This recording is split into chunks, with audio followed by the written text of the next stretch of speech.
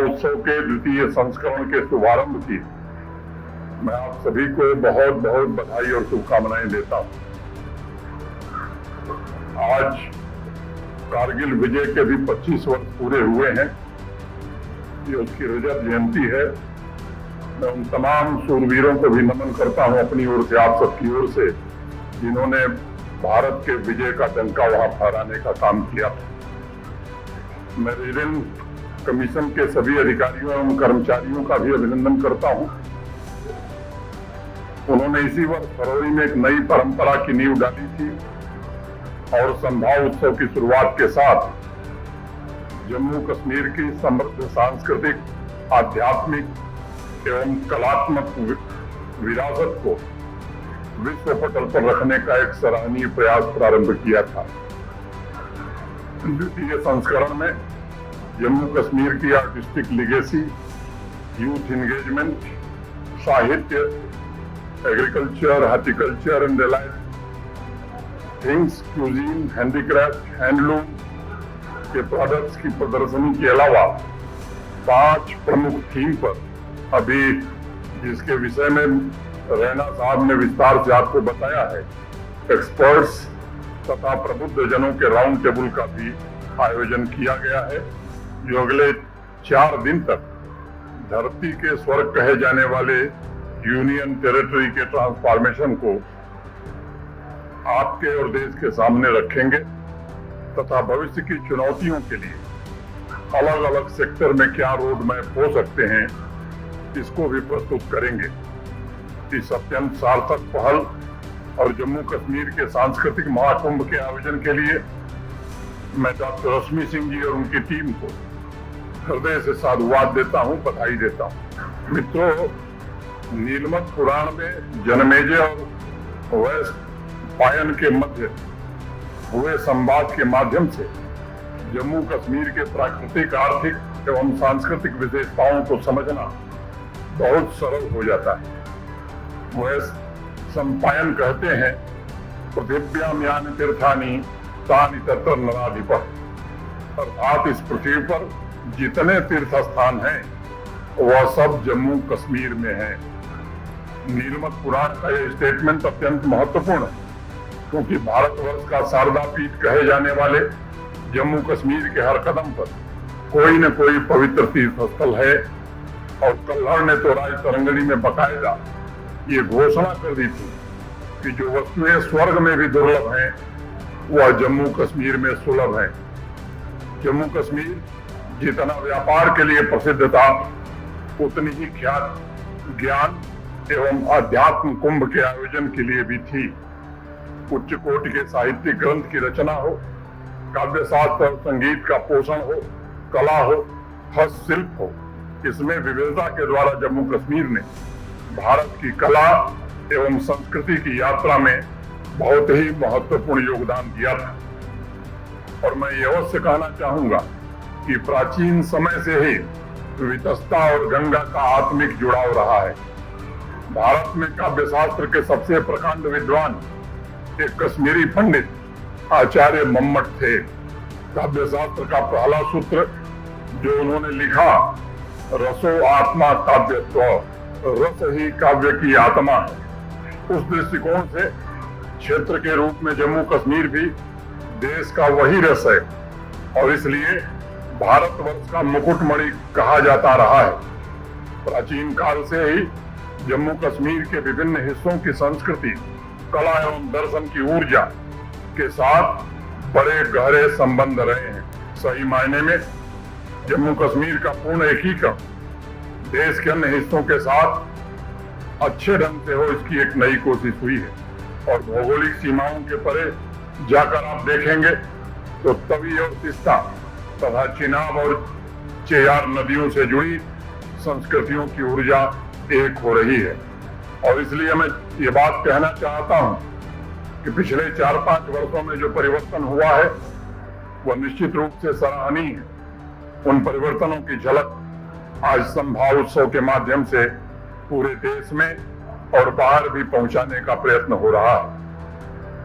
संभाव उत्सव ने जम्मू कश्मीर की विरासत को लोगों तक पहुंचाने के प्रयास को संभव बनाया।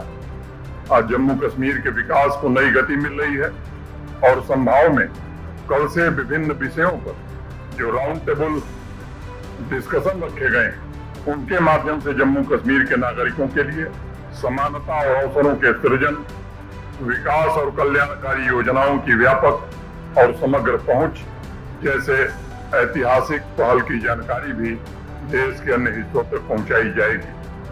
अगर आंकड़ों को देखा जाए तो समाज की आकांक्षाओं को पूरा करते हुए पिछले 5 वर्षों में 2.5 लाख से ज्यादा परियोजनाएं पूरी की गई हैं। 8,000 से ज्यादा बड़े रोड के प्रोजेक्ट्स पूरे किए गए हैं। वो एक्सप्रेसवे हो, नेशनल हाईवे हो, रिंग रोड हो, टनल हो, ब्रिजेज हो, इसके नेटवर्क के द्वारा जम्मू कश्मीर के भीतर कनेक्टिविटी और देश के अन्य हिस्सों से 12 महीने कनेक्टिविटी बनी रहे, इसका अद्भुत प्रयास हुआ है। इस साल के अंत तक रेल मार्ग से भी कश्मीर कन्याकुमारी से जुड़ जाएगा। मुझे उम्मीद है कि आप सबने दुनिया के सबसे ऊंचे रेलवे ब्रिज पर चल रहे ट्रायल रन की तस्वीरों को जरूर देखा हो। वह उभरते जम्मू कश्मीर के सपनों और नई आकांक्षाओं का प्रतीक है। एयर कनेक्टिविटी के मामले में भी अगर वर्तमान ट्रैफिक और 2019 के पहले के ट्रैफिक की तुलना करें तो सालाना फुटफॉल 2.5 गुना से भी ज्यादा बढ़ गया है। 81% घरों तक नल से जल पहुंचाने में जम्मू कश्मीर प्रशासन को कामयाबी मिली है। 2027 तक बिजली उत्पादन के मामले में भी जम्मू कश्मीर आत्मनिर्भर बने, इसका प्रयत्न हुआ है। संभावोत्सव में एक सेशन बदलता जम्मू कश्मीर पर है, जिसमें युवा आबादी की स्किलिंग और एंटरप्रेन्योरशिप द्वारा किए जा रहे ट्रांसफॉर्मेशन पर विशेष रूप से चर्चा होगी। आज जम्मू कश्मीर की सड़कों पर नौजवान हाथ में पत्थर नहीं बल्कि लैपटॉप लेकर दिखाई पड़ता है। यह बदलते जम्मू कश्मीर की एक अच्छी तस्वीर है।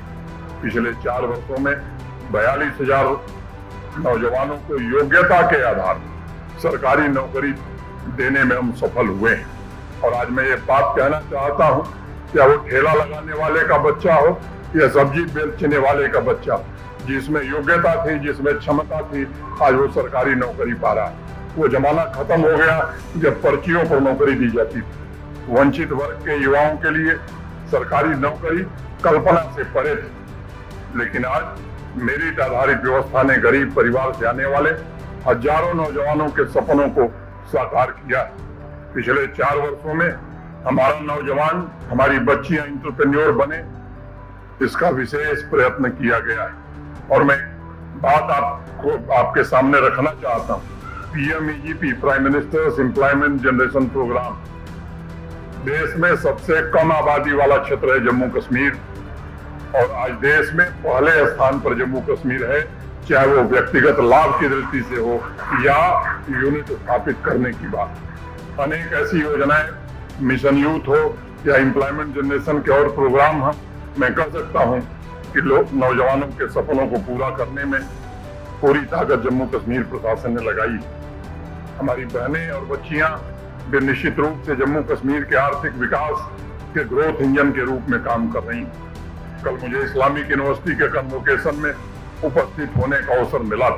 डॉक्टर अनिल काकोडकर वहां आए हुए थे और मुझे बताते हुए प्रसन्नता कि जो गोल्ड मेडल वहां मिला उसमें से 85% हमारी बच्चियों को मिला।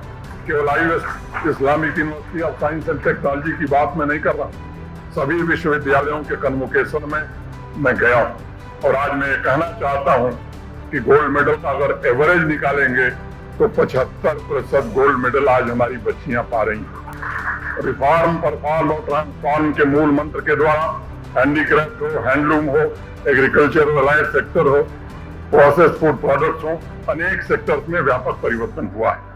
मैं जिक्र करना चाहूंगा एग्रीकल्चर और अलाइड सेक्टर का।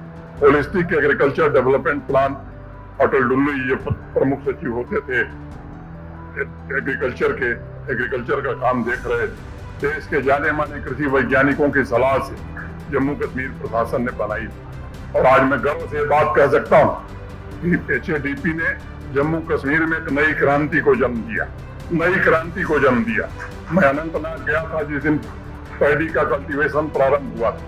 वहाँ के कार्यक्रम में एक नौजवान मिला मुझे, उसने कहा साहब मैं एक मल्टीनेशनल कंपनी में काम करता, मैंने नौकरी छोड़ दी है और HADP की 3 स्कीम के साथ आज मैं काम कर रहा हूँ और 7 लोगों को उतनी सैलरी देता हूँ जितनी मैं नहीं पाता था। एक बच्ची मिली मुझे, वो कश्मीर यूनिवर्सिटी से, उसने MBA की डिग्री ली, नौकरी करती, उसने भी छोड़ दिया और वो HADP की स्कीम का लाभ लेकर के आज हॉर्टिकल्चर में बहुत बढ़िया काम कर रही है।